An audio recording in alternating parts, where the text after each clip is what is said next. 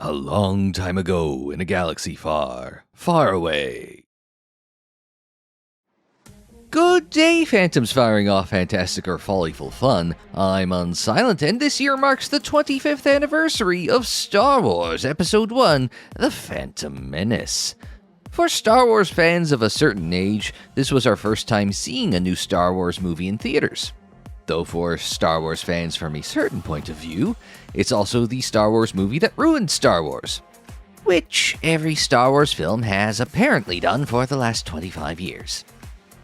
Anyway, to celebrate the quarter-century mark of the rebirth, or maybe killing, of Star Wars, I thought I'd look back at part of the marketing machine that is Star Wars. LucasFilm wasn't just a movie company, it also had a prolific video game development and publishing company in the form of LucasArts. With the release of the first new Star Wars film in 16 years, it was all hands on deck across the whole of the Lucasfilm empire, including LucasArts.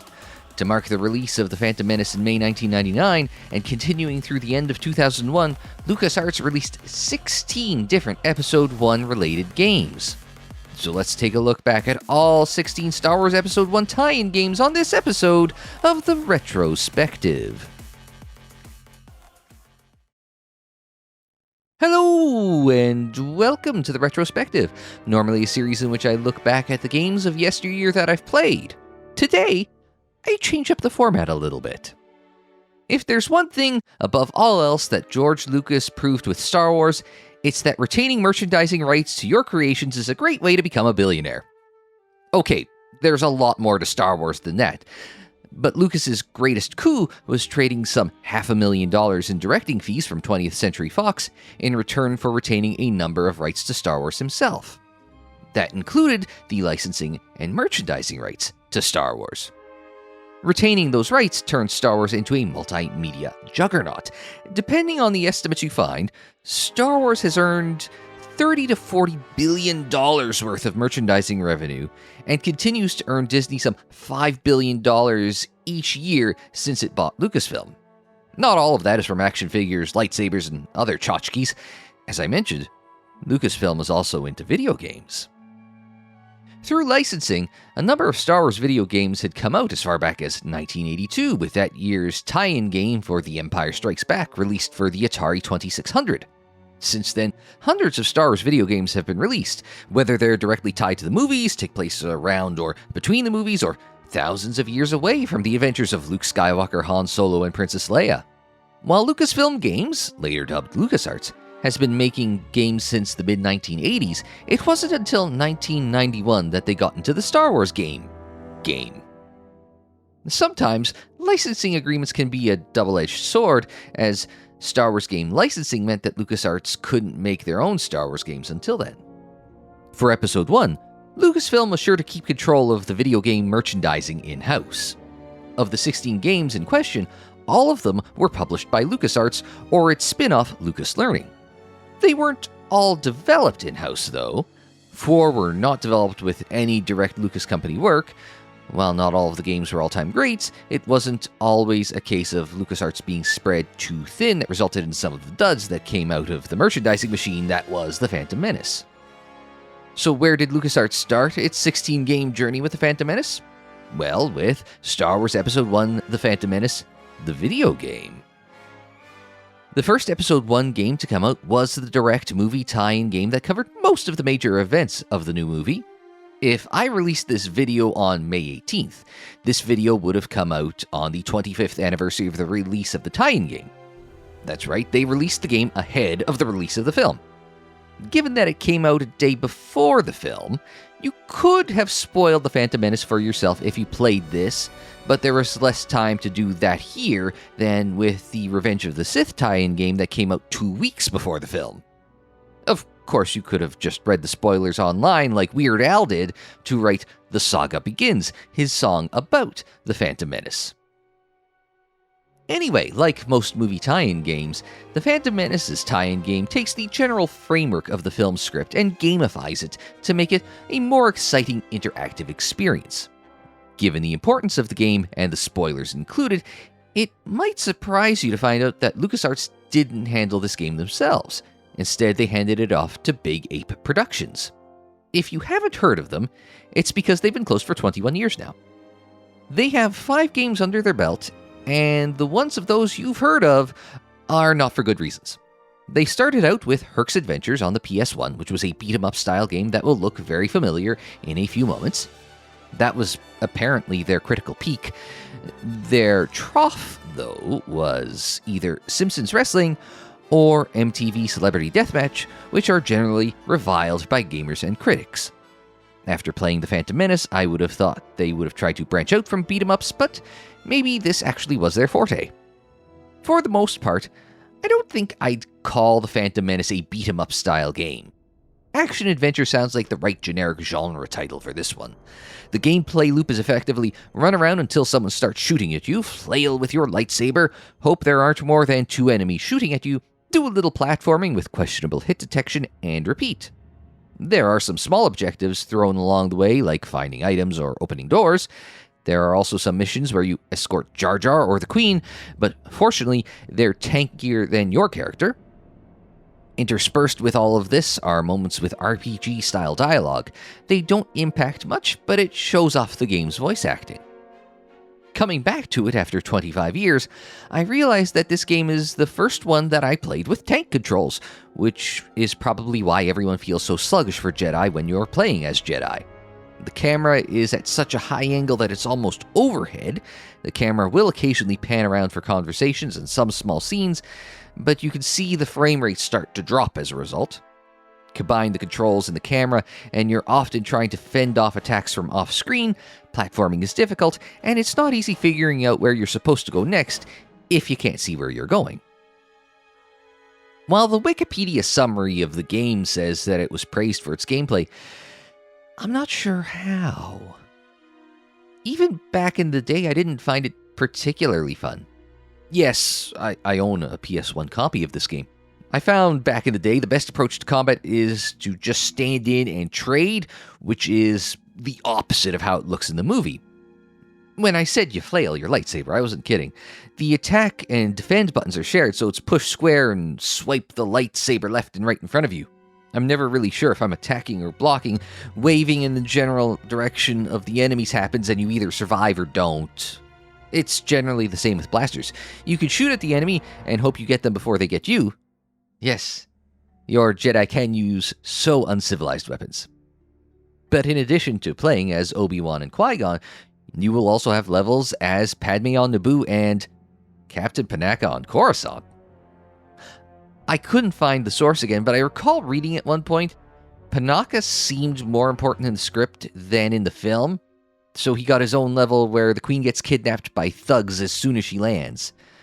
I guess the Jedi's cab couldn't do a U-turn and Papa Palpatine was still working that master plan. Because of this, the most important button combination is triangle circle left L1 R2 square circle left. Then hold L1 select and triangle at the same time. Trust me, you'll need this. On the plus side, the game comes with your typical Star Wars game treatment of John Williams score and Ben Burtt sound effects. They also got Jake Lloyd, Ahmed Best, Greg Proops, and Andy Seacombe back to reprise their roles from the movie. Too bad the player characters' voices, with the exception of Greg Griffin as Padme, leave a bit to be desired. The voice acting part is important because there are RPG elements to the game. Okay, I feel like I said that specifically for the buzzword since RPG elements seem to have permeated into just about every game in the market. But there are conversations where you can enter that provide objectives, hints, items, and forward progress. All the characters in the game are voice acted, glitched characters accepted, I suppose. In the end, it's mostly acceptable enough given the time period. While LucasArts certainly did take voice acting in its game seriously at this time, that didn't extend to those external developers under its watch all the time. Other plus sides? Gungan Genocide Simulator, and Jawa Genocide Simulator, and Tusken Genocide Simulator, and Mos Espa Genocide... Okay, well, you get the point. Other than the Mos Espa level, when you get Anakin entered into the pod race, there are no consequences to ignoring the Jedi Code and killing everyone, including killing younglings. Ironic. In Mos Espa, Anakin actually refuses to help a murderer like you if you don't do a near-perfect pacifist run. Ironic. Even then, you could just spam the interact button on Anakin enough time that the game glitches out and Anakin moves us on to the next level. Also, does anyone else find it concerning that they recorded death screams for killing everyone, including the kids? No! No! Who are you gonna murder next? No! But on the whole, it's not a great first effort for the revitalization of Star Wars. That sounds a bit on the nose when I phrase it that way, considering, well, the movie.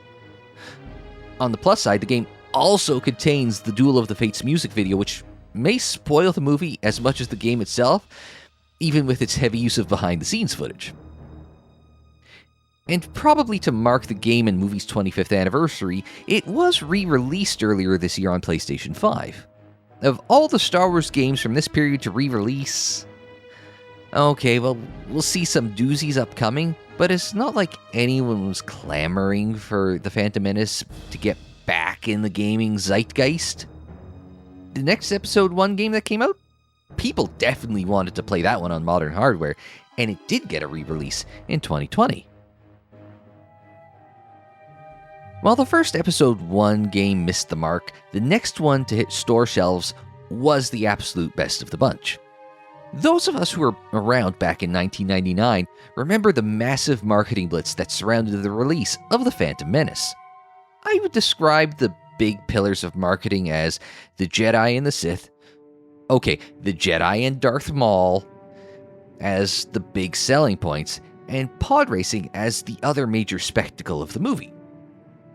When you think about it, the Phantom Menace game was primarily focused on Obi-Wan and Qui-Gon, so you could say that the video game blitz launched with the Jedi, and the follow-up was focused on pod racing. Star Wars Episode 1 Racer is a Phantom Menace tie-in game in name, but not really plot. The last race of the game, excluding bonus races, but I don't think those actually count, is the Boonta Eve pod race featured in the movie. The other races are a galaxy-wide racing circuit spanning 24 additional tracks over 8 different worlds, as you race as one of 23 different racers, including a whole host of racers from the pod race scene from the film. The best way for me to succinctly describe Racer is that rather than being a snazzy Star Wars game with some racing game trimmings, it was a proper racing game with Star Wars trimmings. While it would have been easy to phone this in as a barely competent quick cash-in on one of the most popular parts of the movie, LucasArts put enough effort into this to make it a great game. Unlike the tie-in game that put you in the shoes of a specific character, Racer allowed you to choose your racer and racing pod, from a limited selection at first, which expanded as you progress. From there, you enter races, earn cash, use said cash to upgrade your pod racer in order to win more races, and continue the cycle of progression. The game has a gentle but noticeable difficulty curve. In my Let's Play on the channel, I used the worst pod in the game and was able to progress pretty far without upgrades, and even then requiring so few upgrades to complete the game that I actually annoyed people. That said, as you progress, the AI racers do get faster, and the tracks get more technical, so you can't just rely on going fast in a straight line to succeed. There is a challenge to going fast in these racing pods. Back in the day, I played it using my old joystick that plugged into a parallel port. You could, hypothetically, play Racer using a keyboard, but that would put you at a disadvantage. There are a lot of times where subtle movements through tight areas, around long turns, or in between obstacles is necessary. Pitching the pod up and down will impact speed and handling, along with using boosts and brakes. Again, it would have been very easy to cash in on the popularity of the pod racing scene, but LucasArts made a real racing game here. So what results is probably the best game to come out of LucasArts' push to market the Phantom Menace through tie-in video games. It's admittedly disappointing that the best game of the bunch came out 1 month into the movie's life cycle, and they just kept pushing out tie-in games for nearly 2.5 years after Racer, but never achieved this same level of quality or fun afterwards. While I think that Racer has more meat on its bones for racing game fans, I think there's enough Star Warsiness to it to appeal to casual fans of racing games or Star Wars fans. There's also a Game Boy port of Racer. Well, port's a relative term. The original Nintendo handheld didn't have anywhere close to the power of the hardware of the time, being an 8-bit machine in a 64-bit world. So that means Racer became a top-down 1v1 point-to-point racer. The new perspective adds a greater challenge than the original version of the game. On the plus side, the game does give you a reasonably decent idea of the turns upcoming. The downside is that you can't see ahead of you, so you don't see any obstacles until you're a fraction of a second from hitting them, and the track is too narrow to really overtake the other pod racer without hitting him. The audio is also a massive downside to this game. The menus have a snazzy 8-bit version of Duel of the Fates to match the sole menu music of the PC and N64 versions, but the constant shrill drone of the pods will make you want to play this game on mute. Of any of the Phantom Menace games I played, this was probably the single most annoying part of any of them, and this was the movie featuring Jar Jar Binks. On top of the original version and the handheld port, there's also the arcade version of Racer. Called Star Wars Racer Arcade, this is the one that you might have seen in your local arcade. Not that I had a local arcade, but I recall seeing one in Niagara Falls, if memory serves. But it was also one of the more expensive machines in the arcade. I can crash out quickly in Racer Arcade, or spend my quarters more efficiently on many more machines, so I picked the latter. I've always thought like an accountant, haven't I? Anyway, Racer Arcade, released 1 year after the film and Racer came out, was co-developed by LucasArts and Sega. It wasn't the Daytona or Sega Rally team that worked on it, but rather the other racing game devs who made Sega Rally 2, Sega Touring Car Championship, and NASCAR Arcade, among other games. You might remember this game for having controls styled in the same way as Anakin's controls from the movie in a unit shaped not unlike Anakin's pod's cockpit. While it does have the true-to-movie controls, it does seem like your typical Sega arcade racing game. Different tracks, different pods, time limits, checkpoints, your typical arcade racing game tropes. Some arcades also had the classic linked cabinets, but the most I ever found through my research was 2 units linked together. No 8-unit behemoths like Daytona. I didn't spend much time playing an emulated version of the game because it's not the same as the real thing if you don't have the real pod racer controls, if you take my meaning.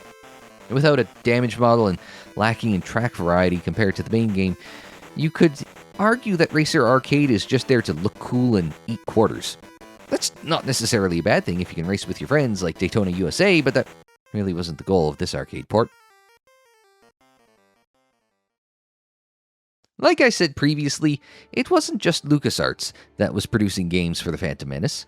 Lucas Learning, a spin-off of LucasArts that focuses on making educational games, was also tasked with making educational games themed around Episode 1.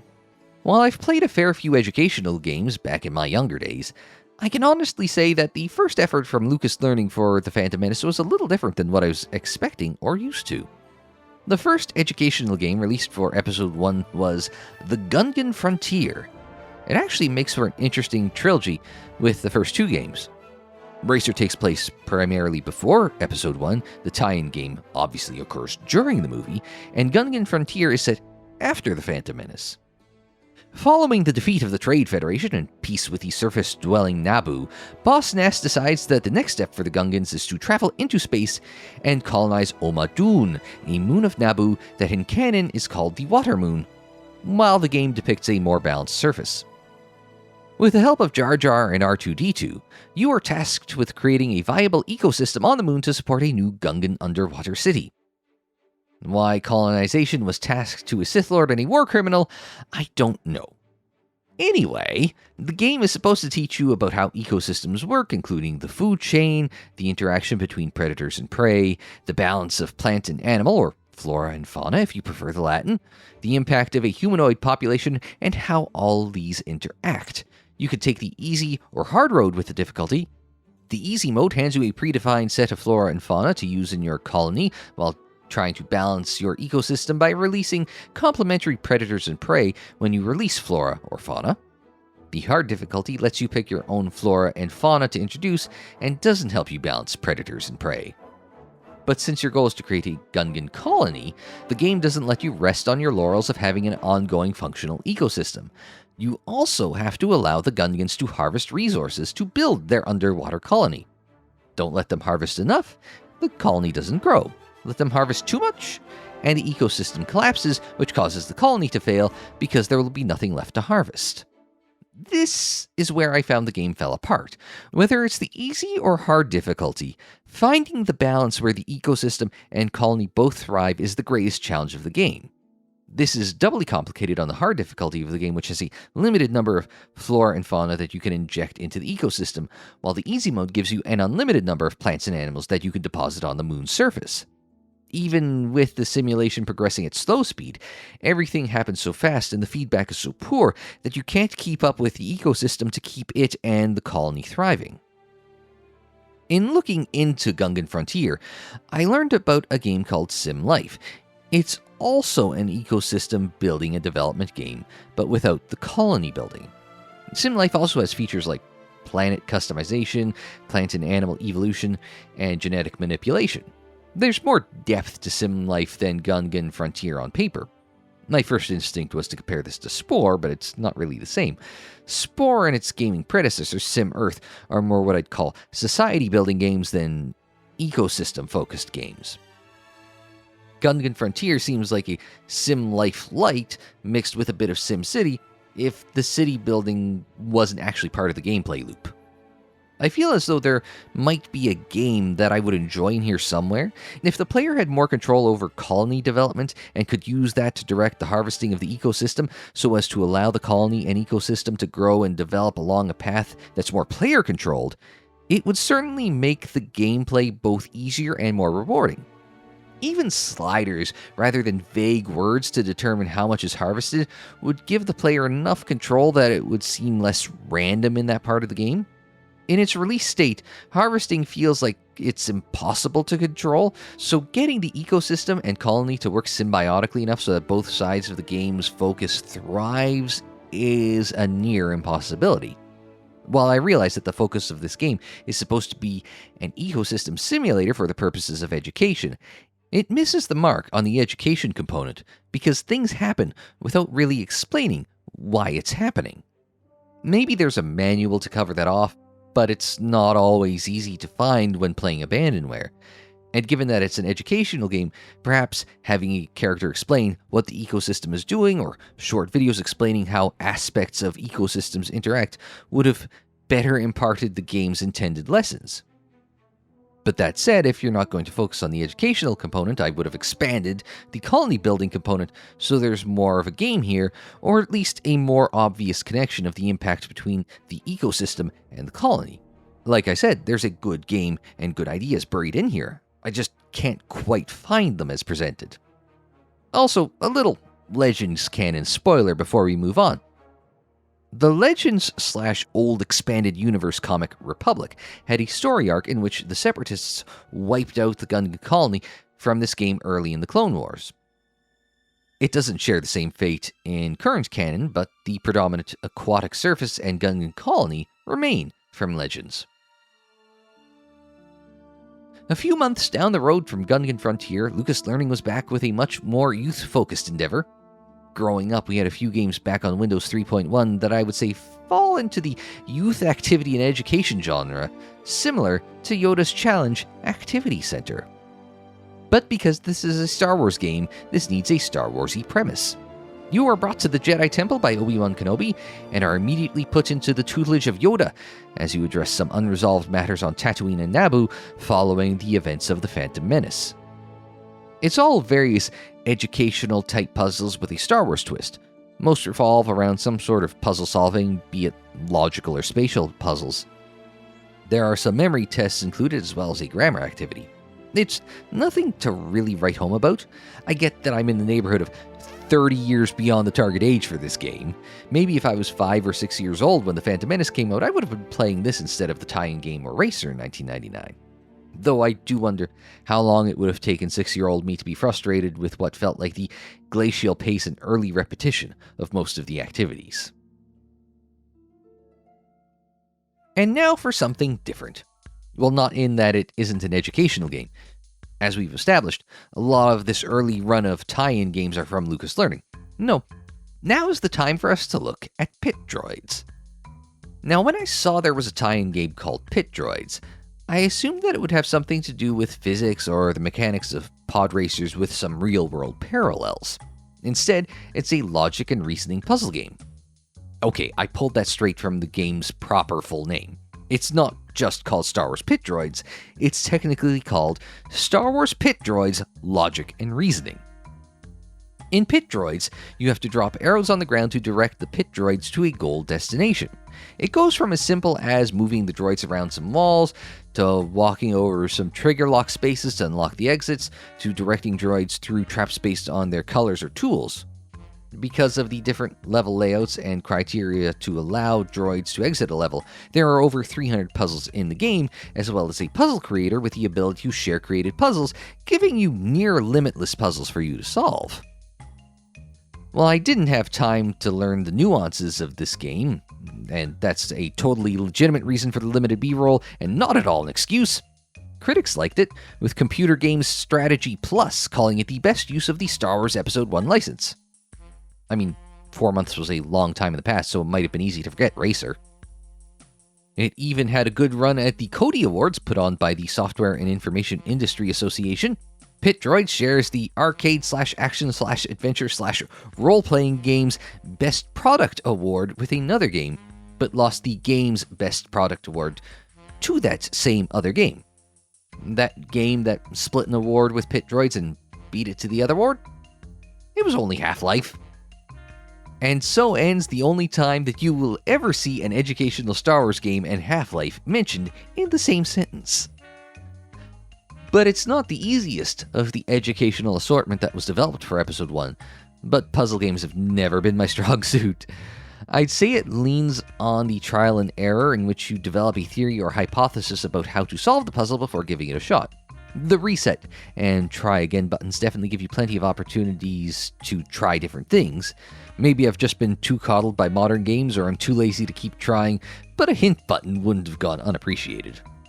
Still, if you stick with it enough, you start to learn the tricks of the pit droid trade.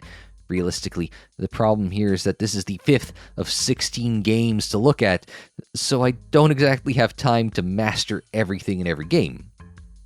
Perhaps the most interesting part of the game is the soundtrack. I know that you'd expect something like a repurposed John Williams score to carry the music part of a Star Wars game, but Pit Droid soundtrack is something more akin to a new age or jazz soundtrack that you'd hear in SimCity, but with the occasional Star Wars motif. Peter McConnell and Michael Land, two long-tenured LucasArts employees with a murderer's row of credits from the golden age of LucasArts games, composed this game's music. I like it so much that you'll hear it in the background of more than this section of the video. Well, that and it won't get content ID'd to death like the actual Star Wars soundtrack that most of the rest of these games use. Growing up, I remember having some things that were referred to as read-along storybooks. It was a children's book, so it might have been 24 pages, with most of it being pictures, but these books came with an audio cassette that told the story while you read along. It probably shouldn't be too much of a surprise that one of these books that I had was Return of the Jedi. Now, what if you could have that same experience, but in a more interactive way? That's where we get Star Wars Jar Jar's Journey Adventure Book. Released 6 months after the movie, it's a short children's story retelling of the tale of the Phantom Menace over 14 virtual pages. The story is told from the perspective of 4 characters: Jar Jar, Padme, Anakin, and Qui-Gon, which takes us from when the Jedi arrive on Naboo through to leaving Tatooine. I guess to keep it kid-friendly, a lot of the action gets cut out of Jar Jar's journey. No Bombad General Jar Jar for the kids, nor any galactic politics. Don't worry about the big pod racing crashes, or Darth Maul, or any lightsabers at all. To pad out the runtime of the story, there are a number of mini-games that you can play related to the happenings on screen. None of them are particularly difficult or unique in the grand scheme of children's video games, but it's a Lucas Learning game, so it comes with the territory. There's definitely more of a focus on learning vocabulary in Jar Jar's journey, so that makes sense. I think they could have done a better job of focusing in on the language learning part of the software. Maybe some grammar lessons would have been beneficial. Most people can use help with that nowadays. While this game does have the advantage of being a more direct tie-in with the Phantom Menace than Yoda's Activity Center, I can't help but see 6-year-old me being completely underwhelmed by this if I played it. And as a fan of Star Wars, seeing an interactive telling of the story cut off halfway through the movie and missing most of the action sequences would have left me quite disappointed.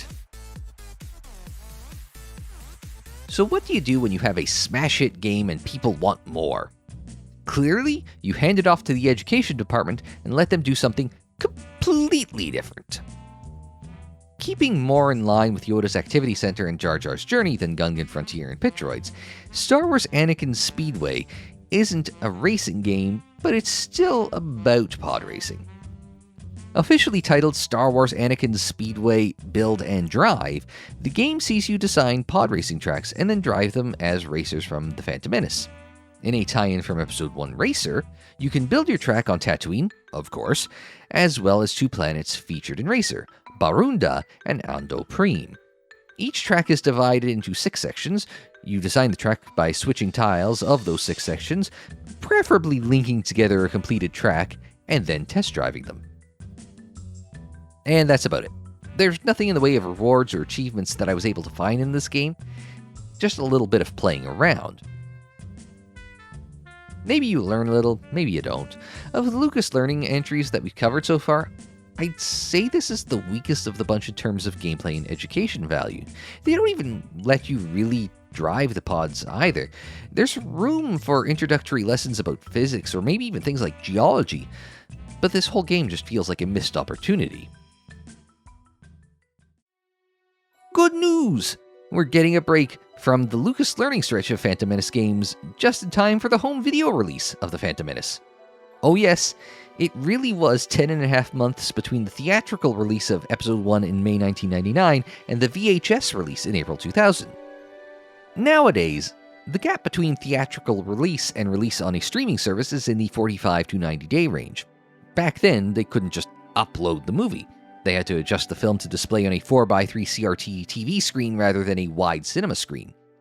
The film's visuals, such as contrast and color saturation, would be tweaked to look best on a TV screen.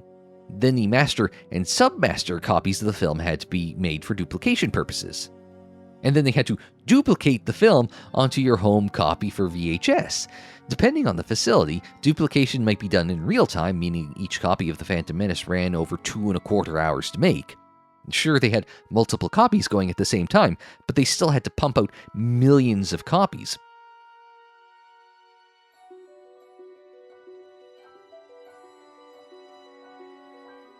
In the United States alone, about 5 million copies of Episode 1 were sold in the first 2 days of release. I can't actually find final sales figures for the VHS release, but it was expected to sell about 20 million copies in the US alone. Fans may argue about which Star Wars film is the worst, and the consensus back in 2000 was The Phantom Menace, but this movie was still a cultural phenomenon even a year after release. Right, I was supposed to be talking about video games. So on April 4th of the year 2000, The Phantom Menace hit store shelves on VHS and people could bring the adventure home. To coincide with the marketing blitz for the VHS release, LucasArts released its next big Phantom Menace tie-in game, Star Wars Episode 1 Jedi Power Battles. This was another loose retelling of the Phantom Menace's story, but without the tie-in game's interludes featuring Padme and Captain Panaka. Instead, it follows the story of Qui-Gon and Obi-Wan from the start of the film through their climactic battle with Darth Maul. I'd say it took place anywhere action could be had, but there was also a superfluous Coruscant section with gangsters similar to the tie-in game. It does make me wonder if an early draft of the script had some sort of drama on Coruscant rather than just Jedi and Senate politics. While the stories are similar, there are 2 big differences between the Phantom Menace game and Jedi Power Battles. The first is that this game has more characters than the featured players in the game. Sure, we still have Obi-Wan and Qui-Gon, but their journeys can also be played by Jedi Council members Plo Koon, Adi Gallia, and Mace Windu. Sure, all of their lightsaber colors are wrong, but they're here. Each also plays differently with different attributes and powers, so there's a level of replayability to the game. It's just a shame that you have to replay the whole game as a particular character to get to specific levels. For example, if I wanted to play the final duel as Darth Maul, I have to beat the whole game to that point with Qui-Gon to do so, even if I've already run through everyone as Plo Koon. Because Plo Koon is the best. Ask Dave Filoni if you don't believe me. I wonder if his love of Plo Koon also started because of this game. Anyway, the second difference is the style of game. While the Phantom Menace is more action-adventure, Jedi Power Battles goes full beat-em-up. Sure, the platforming and force powers tends to edge you away from that genre, but its core is thwapping enemies with lightsabers. With it being a beat-em-up, you do get more interesting offensive play than the flailing of the Phantom Menace game. There's a combo system that you unlock as you progress, so you go from simple button mashing to more complex combos. Granted, unlike your character, I don't think the enemies have a block limit that you can break through, so some of these combos can be for naught. I found button mashing to be the more effective approach. Okay, I always find button mashing to be the more effective approach, so that could just be a me thing. The big issue with the game is the crippling difficulty. It starts out reasonably okay. Since the first third of the first level is the vertical slice used for demos, it seemed perfectly tame. Then you start dealing with Souls-like level bosses and ludicrous platforming sections, and a handmaiden rescue mission on Naboo where you need to look up a guide to find the last one, and you start to wonder if Jedi Power Battles started life as an arcade game designed to eat quarters. Not helping matters is that anytime you get shot, you drop out of the sky. When I rented this game back in the day, I remember giving up during the Coruscant level because Sith probe droids kept sniping me out of midair during the already annoying platforming section. It was the same problem that also limited my enjoyment replaying it here in 2024 as well. I like the idea of a Star Wars beat-em-up style game, but there are a couple issues I have here. One, a beat-em-up game with lightsabers just doesn't work in the way it's been executed here. I get that a game where everyone melts when hit with a lightsaber probably doesn't work in terms of fun and or balance, but if that's the case, don't make a beat-em-up with Jedi. Don't tell me there isn't some fan dreaming up a Chirrut and Baze beat-em-up, and that would definitely work. Hell, I'm not even the biggest Rogue One fan, but I feel a budget chase co-op beat-em-up would be a good fit for the characters. They made lightsaber combat work in the Jedi Knight games, and the devs found the balance between realism and difficulty that LucasArts missed the mark on here. Even The Force Unleashed seemed to do combos and beat-em-up gameplay better, and that was a completely outlandish power fantasy. Same company-ish, Raven Software handled the development of the last two Jedi Knight games while LucasArts developed the first one, and Force Unleashed, but we got different results. 2. I get that you can evolve the genre beyond the side-scroller beat-em-up. Look at the likes of Sifu as an example. But why go for that style of the game if you're just going to mesh it up with other genres? The Phantom Menace worked well enough because it was well designed around integrating the multiple genre mechanics together. This is primarily a beat-em-up, but the force powers are superfluous and the platforming painful. If it just focused on the core elements of the genre, we might end up with a game as fondly remembered as the Revenge of the Sith Game Boy Advance game, another Star Wars beat-em-up that is actually very fondly remembered by those who played it. So while the Phantom Menace's revival for modern consoles was questionable, it's far less perplexing why Jedi Power Battles hasn't gotten the same treatment. Neither game is an award winner or a Hall of Famer, but the tie-in game is clearly the superior product. And now for something I can find almost no information about. Star Wars Jedi Training was a PC and Shockwave game in which you try to stop laser blasts from a training remote. And that's the game. That's it right there. It's a browser game designed to just kind of eat time that also made its way onto Windows. If its splash screen didn't say Episode 1, I wouldn't be talking about it here, but here we are. Alright, on to the next. We've already done one Episode 1 Activity Center game set in the aftermath of the film, and now we have a second. While Yoda's challenge was framed around Yoda training a new Jedi youngling, Star Wars Early Learning Activity Center is framed around celebrations on Naboo following the defeat of the Trade Federation army at the end of the film. What is pretty quickly apparent is the difference in target ages for the two Activity Center games. Yoda's challenge targets kids age 6 and older. Early Learning Activity Center aims for the 4 to 6 range. As a result, a lot of the practical learning in Yoda's challenge is not included in Early Learning. Of the 6 activities in early learning, only one, a pattern recognition activity, comes close to having any educational value. The worst part is, there is potential in this game. There is a rudimentary music maker activity that could teach about music.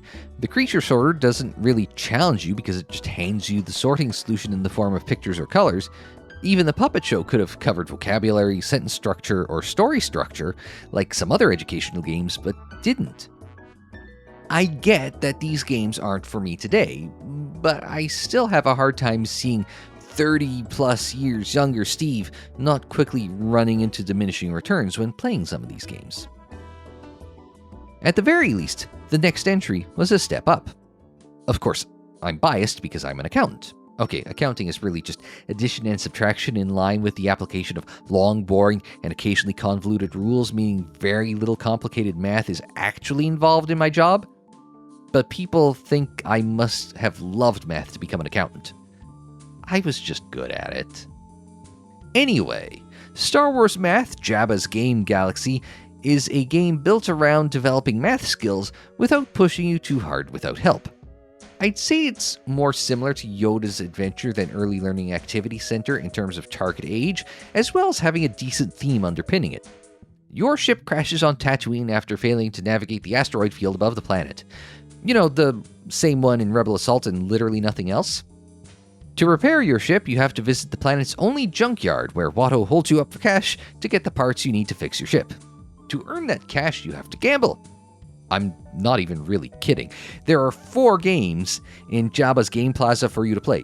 Succeeding will earn you money that you can use to fix your ship, while failing doesn't actually lose you money, just time. There are 4 games with only 3 actually involving math of various sorts. There's a dice version of Blackjack in which you battle Sebulba as you roll a pair of dice and add a rolling tally as you get close to the maximum possible without going over, while also targeting a higher total than Sebulba. So that covers addition and an introduction to probabilities. There's a board game against Rats Terrell that requires you to solve math problems to progress and earn credits. Team Topagales hosts a game in which you try to form numbers in line with a target using a randomly appearing sequence of numbers that can't be changed after you set a previous number. And Jabba plays a Star Wars-ized version of Chinese checkers that has nothing to do with math. To encourage you to push yourself, increasing the difficulty allows you to earn more credits. However, the game gives you a lot of counting tools to help you solve problems. Another math game I had growing up, Major League Math, didn't really have these sorts of aids, so it pushed you farther. But Star Wars Math is also targeted at 6 to 9-year-olds, while Major League Math focuses on 9 to 13-year-olds. It also has the benefit of more closely approximating a baseball game than Star Wars Math does approximating Star Wars. And I'm not just saying that because Rats and Team Toe are here in one piece. When the last time we saw them, they were either being incinerated or suffering severe head and spinal trauma. So while Star Wars Math is better than Early Learning Activity Center, I'd say that as a math game, it's behind other options, and as an educational game, Narrow Scope would make me rank it just behind Yoda's Challenge. Good news! Star Wars Math was the last educational game on the list. While it's not the last Lucas learning game on this list, we don't have to worry about any more underwhelming attempts at educating yesterday's youth. That doesn't mean that we're done with underwhelming games on this list, though.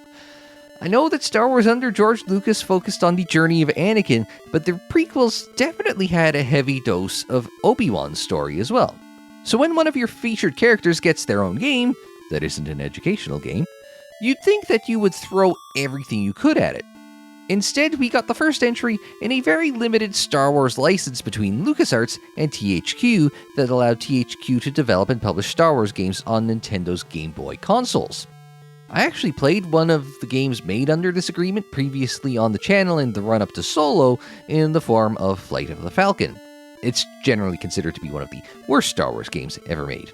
I haven't played Star Wars Connect, so I can't make the call as to where Flight of the Falcon ranks in the hallowed pantheon of Star Wars hell, but it was definitely in with a shot.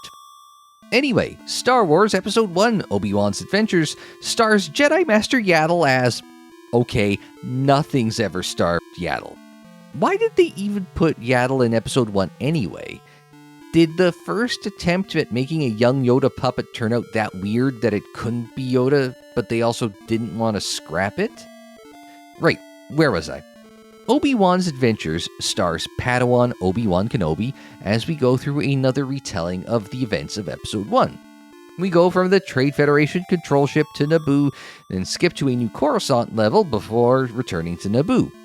Like the tie-in game and Jedi power battles, liberties are taken to retell the story of Episode 1, and as is the case with those two games, there's a random level on Coruscant that doesn't tie into the movie. By the time I got around to playing this game, I had looked into it and couldn't find any indication that there was more to the Coruscant section of the script aside from galactic politics and the Jedi Council. So with all that in mind, I would liken Obi-Wan's Adventures to be something akin to a Game Boy version of the Phantom Menace tie-in game. You can jump, you can flail your lightsaber in attack or defense, you can use the Force to manipulate objects, and you can fire a blaster. These are all things that you can do in the tie-in game, hence why it reminds me of that game. Fortunately, there's no real escort missions to frustrate you. There are moments when it seems like you're going to have escort missions, but they're the old walk near someone, they safely run off the screen type of objectives. While I wasn't particularly optimistic about this game coming into it, given my previous experiences with THQ Star Wars handheld games and my journey through Episode 1 games in general. However, I'd say Obi-Wan's Adventures exceeded expectations. Granted, it's not like they were high expectation, but it makes for a reasonably good handheld adventure. It has its moments of frustration, especially the Darth Maul final boss fight, and to a lesser extent the random vehicle section in the middle of the game, but it's not a bad game overall. Actually, that lowest standard puts it safely in the upper half of this list of tie-in games that we have here. That's actually very, very concerning when I say it out loud like that. Ask a Star Wars fan with a Nintendo console about their favorite games, and I bet the best efforts of Factor 5 will come up. They're best known for the Rogue Squadron series of games that landed on the N64 and Nintendo GameCube. But seemingly forgotten in Factor 5's history is their contribution to the Phantom Menace, which is Star Wars Episode 1 Battle for Naboo. This isn't the first Factor 5 game that I've played, nor the first Factor 5 Star Wars game. I had a copy of Rogue Squadron for Windows back in the day. To this day, it's still a fondly regarded Star Wars game. As someone who spent many hours pre-Rogue Squadron playing the likes of TIE Fighter and the Rebel Assault games, I'd rate Rogue Squadron solidly in the middle of those games. Coming from playing those games and the next tie-in game on this list years before getting to Battle for Naboo, I was expecting something in the range befitting the reputation of those Rogue Squadron games. Well, this is a spiritual successor to the original Rogue Squadron, for better or worse. I say better because it's a good game with a variety of vehicles and ships to pilot against Trade Federation forces. I say worse immediately after because most of what you're piloting are ground vehicles. Speeders with mounted guns aren't exactly what I was hoping for from a game with Naboo N1 starfighters on the cover. But it's speeders with mounted guns that feel like the predominant type of combat vehicle. In a way, that makes sense given the story of the game. You play as Gavin Sykes, a volunteer member of Naboo's security forces who manages to escape capture by the Trade Federation during their invasion. As part of a small resistance cell, he protects and rescues civilians from the droid army, finds new allies on Naboo, curses said allies' sudden but inevitable betrayal, Curse your sudden but inevitable betrayal! And then joins Queen Amidala's final offensive against the Trade Federation. What makes Battle for Naboo stand out from the rest of the crop of Phantom Menace-related games is that it's one of the rare games of this crop that really expands on the Star Wars lore outside of the movie itself. Sure, you can make an argument that Racer does it to an extent by diving, or is it driving, into a galactic pod racing circuit like an interstellar IndyCar series. Maybe Gungan Frontier does the same with the creation of the Gungan Colony. However, Battle for Naboo adds some lore to a gray area of the events of Star Wars. In this case, what was happening on Naboo while Qui-Gon and friends were off-world. A lot of great games and stories of the old expanded universe played in that sort of sandbox, like Shadows of the Empire between episodes 5 and 6, or Dark Forces around the theft of the Death Star plans, or even Factor 5's own Rogue Squadron game that covered the period of time between A New Hope and Empire Strikes Back. Battle for Naboo obviously doesn't revolve around as big or an impactful part of the lore as those games, but it may lend credence to Sio Bibble's hollow message about catastrophic death tolls. So if you're on Naboo the whole time, and the Trade Federation has the planet locked down, you obviously wouldn't have access to the Naboo defense fleet, so using the Star Wars equivalent to a Toyota Hilux with a mounted gun makes sense rather than an N1 Starfighter. But I still have a tough time reconciling this with the game's cover, which shows a flight of N1 starfighters battling with droid starfighters, AATs, and MTTs. I counted 10 of the game's 14 missions that put you into a ground-based vehicle for at least some portion of it. Sure, a couple of those missions would allow you to switch to a flying vehicle, but it's a predominantly speeder-focused game, which is not what you would expect from a Star Wars game. Star Wars for the original NES didn't feel this speeder limited, and that's a 33-year-old game. It's exacerbated by the fact that Battle for Naboo feels so good flying through the air. If you liked Rogue Squadron, you'll like the flight combat of Battle for Naboo. The problem is that the speeders don't feel as great to fly, or drive, I suppose would be a more accurate verb there. Anyway, the speeders often feel like they're being bounced along the terrain, and the throttle and brake controls have a mind of their own, which makes controlling the speeders to be a chore that artificially spikes the difficulty. Add that to some suboptimal highlighting of objectives or objective status, especially for those pesky escort missions, and I was only really happy during a few missions. The mechanics of the game and Factor 5's track record makes me believe that there is a good game that can be made from Battle of Naboo, but from what we received, I'm inclined to recommend that you just use the N1 Starfighter in Rogue Squadron. That was a better Battle for Naboo experience. I think I've mentioned it in the past, but I didn't have a Nintendo 64 growing up. Kaza Unsilent had a PlayStation 1 and PS2 as our 5th and 6th generation home consoles respectively. That meant I missed on Factor 5's best Star Wars efforts of the Rogue Squadron games, as well as the aforementioned Battle for Naboo. LucasArts took up the cause for us not on Nintendo hardware with Star Wars Starfighter, which was available on the PlayStation 2, Xbox, and PC. I don't know if Factor 5 had some sort of exclusivity on Nintendo systems, but it worked out for Nintendo folks. Not that Starfighter was a bad game, but, well, we'll cover it as we go along. Starfighter takes place in the run-up to the Phantom Menace. It stars 3 characters with their own ships that you get to pilot. There's Rhys Dallows, a Nubian pilot who's part of the Queen's Starfighter escort. There's Vanna Sage, a mercenary who accidentally intercepts Trade Federation transmissions about the invasion of Naboo. And there's Nim, a pirate whose operation is destroyed by the Trade Federation in retaliation for stealing supplies from them. All 3 of their run-ins with the Trade Federation cause them to ally themselves, uneasily in Nim's case, and work with the Resistance. It's the Resistance. Not that Resistance. They work with Naboo's Resistance to fight back against the Trade Federation, which includes Rhys blowing up a droid control ship from the inside. Okay, no, he just happens to be in another hangar on that ship when Anakin accidentally blows it all up. If you've played a Factor 5 game, you'll recognize what LucasArts was going for here, as the gameplay is fairly similar. Fly around, complete objectives, and blow up baddies. It even plays in that aforementioned heretofore unexplored canon. However, there are a few differences that work out well and some that are painful. On the positive side, with the generational shift, Starfighter can do a lot more visually. The graphics are better, the sound and soundtrack are CD quality, there is a greater variety of environments, and there are pre-rendered cutscenes to tell the game's story. That the game tells a story is also an improvement. Battle for Naboo's story was largely limited to a text card read before each level, while Starfighter attempts something more approximating a cinematic experience.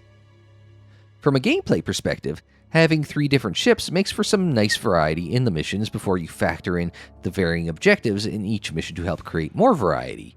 The ability to pick different hero ships for the missions and bonus objectives for each level makes for a nice touch of replayability. And since you often have friends with you when on the game's missions, you also have wingman controls. Unlike most of Rogue Squadron and Battle for Naboo, Starfighter wants to be a Starfighter game. That is to say, that a lot of the game takes place in space. It's thematically appropriate, but it is also quite difficult to see enemies in space. There is a much better targeting radar system in this game than Battle for Naboo, but that only helps you so much. The targeting system reminds me of the classic LucasArts space sims, but it doesn't feel quite as well executed. Maybe that was just familiarity over time with my dozens upon dozens of hours flying TIE fighters, though. However, the bracketing of enemies and pointing you towards them in the HUD makes space combat much easier than in Battle for Naboo, which had a two-dimensional radar on the HUD and no way of identifying specific threats or anything in space around you, really, until you spotted it with your own eyes. However, the game does come with some downsides. Without a radar, it's hard to pick out targets without cycling endlessly through targets on your scanner. When you have priority targets, this becomes a big issue. A fair number of missions require taking down big targets like capital ships. The problem there is that your lasers are incredibly weak, and your secondary weapons are limited, making those objectives a bit of a slog. With two games that are so similar, it's almost asking to compare the two games. Both obviously have their pluses and minuses. I'm inclined to go with Battle for Naboo over Starfighter. There's almost no objective and, in my mind, subjective way in which Battle for Naboo is the better game. So wait, Steve, you say. If you think that Starfighter is the better game, why wouldn't you pick that? Well, that's where I get to the biggest downside of this game, taking damage. It's not like in the movies where you have a one-hit kill. No, if you take damage, the camera shakes harder than in Kevin Dunn's WWF. If the motion sickness wasn't bad enough, and it is quite bad, the camera shake knocks you off course and disorients you. So if you aren't busy trying not to vomit, you don't know where you are or where you're going. This is exceptionally bad in terrestrial levels, where you have to fly close to the ground or walls, because one hit will send you into a series of hits that will only end when your ship blows up. I actually had to look up how to turn that off in an INI file because I couldn't handle it anymore. It's amazing what one bad mechanic can do to your perception of an entire game. Granted, it seems like LucasArts agreed with my assessment because Factor 5 went back to work on the two Rogue Squadron sequels on the GameCube. I'd play them on the channel, but apparently their emulator compatibility is passable at best. They did go back to the Starfighter well. Starfighter did get a sequel in the form of Jedi Starfighter, which covered the run-up to Attack of the Clones and some of the Battle of Geonosis. That one featured Adi Gallia and a returning Nim, once again doing battle with the Trade Federation, who decided that chemical warfare was a better tactic than droid armies. At least you got ship-based force power? So what else do you do when you have a smash hit game and people want more? Once again, you hand it off to the education department and let them do something completely different. Okay, that's a bit unfair, but that's also how it seems like we ended up with Star Wars Super Bombad Racing. I know, they did do a sequel to Racer with Racer Revenge, which is a game that I would call more of an Attack of the Clones tie-in than an Episode 1 tie-in, so it doesn't make this list. Super Bombad Racing is clearly more of a Phantom Menace tie-in game, given the locations and characters are all inspired by the locations and characters from Episode 1, despite being closer to the release of Episode 2 than Episode 1. However, unlike Racer, which was a full-fledged racing game, Super Bombad Racing is more of a karting game experience. That's both a plus and a minus. It's a good thing in that it gives gamers something different to play, which seemed to be LucasArts' modus operandi for the entirety of their Phantom Menace gaming approach. And it scores a minus in that it's not a particularly direct follow-up to the best Episode 1 tie-in game, but again, that was less than 10 months away from the release of this game. That's probably the worst part about Super Bombad Racing. You want more Racer, but instead you get Star Wars Kart. Now, it can sound like I'm underselling this game a bit by continuing to tie Super Bombad Racing to Racer. I want to say outright that this is actually a perfectly competent kart racing game. The character designs are fun, and they each have their own unique weapons to differentiate them. They don't seem to have any other attributes to differentiate them. The course designs are okay, but don't do much interesting besides looking inspired by the locations from the Phantom Menace. The little nuances in those tracks will throw up more difficulty than any of the other racers will, but I find that tracks tend to make karting games anyway, so I wouldn't take too much umbrage with that. If you put this up against Mario Kart or Crash Team Racing, It's not going to win that battle, but it might stand up in a battle against that second tier of kart racers. Granted, I could just be saying that because of where this game is routinely ranked among Star Wars games. You'll often see it ranked among the worst Star Wars games ever made. I've played some pretty bad games over the years, and this is not a terrible game. Sure, Super Bombad Racing is a terrible name, but it's a perfectly cromulent video game. It's not even close to the worst game on this list. In fact, of games, rather than educational experiences, it's probably in the upper half in terms of fun and quality. Now, where I will give you leeway to bash Super Bombad Racing is in its length. There are 8 racers, excluding unlockables, and 9 tracks. You can take one kart and race through this game's more or less campaign mode in about an hour.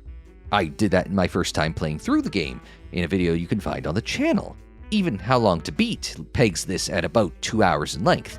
If you're a fan of Crash Team Racing, like me, do not anticipate anything on that level. Not in terms of racing quality, track design, visual fidelity, and certainly not in the length of the single-player campaign. But, on the whole, it's a pretty underrated game. It's not great. I'm not even sure I'd call it that good, but it's pretty alright. And sometimes that's enough from a game.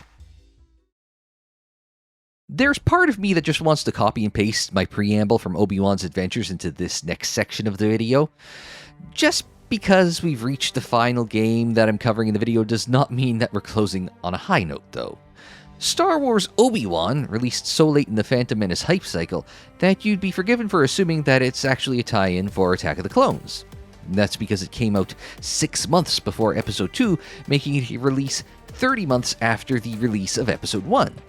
It also came out about 2 months after the release of The Phantom Menace for DVD, so I can't even tie this game to that home release like I could with Jedi Power Battles and the VHS release. It was supposed to be a Windows release and a spiritual successor to Dark Forces 2 Jedi Knight, but with a greater emphasis on lightsaber controls. Instead, we got Raven Software's actual successors to Jedi Knight in the forms of Jedi Outcast and Jedi Academy, 2 of the best Star Wars games ever made. With the PC market covered, Obi-Wan was made an Xbox exclusive game at the order of George Lucas himself. That turned out not to be such a great idea, because the game was generally considered a flop and a major disappointment. It starts out before The Phantom Menace, with Obi-Wan dealing with a crime syndicate on Coruscant, before segueing into being another tie-in game. Well, assuming you can get that far, the second level is an infuriating stealth mission hurt by a poor camera and imprecise platforming controls.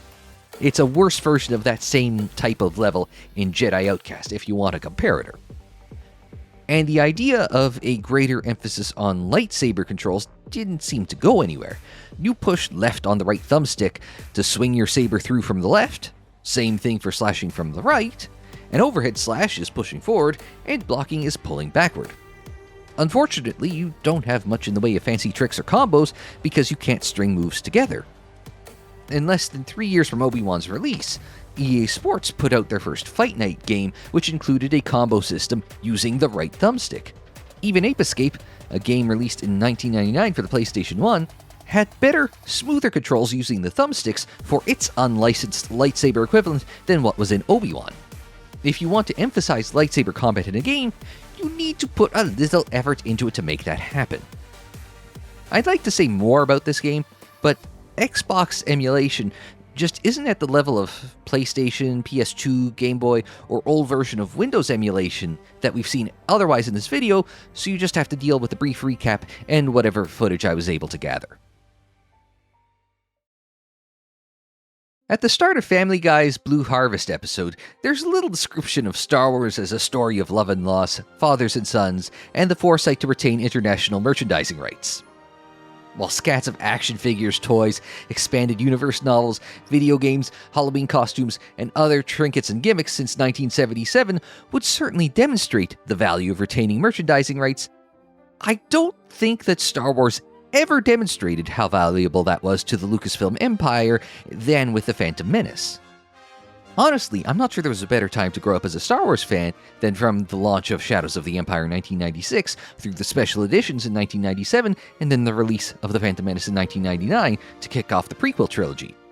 I grew up in an era of countless books, a steady stream of video games, the relaunch of Star Wars action figures under Hasbro's Power of the Force series of action figures. Seriously, my bookshelf is full of dozens of Star Wars EU novels, and I have a box full of action figures from the 90s here in my office.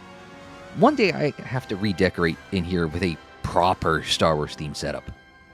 Anyway, the point is that Lucasfilm's merchandising and monetization push peaked with The Phantom Menace. It was like you couldn't go anywhere or turn on the TV at any time without seeing something related to Episode 1.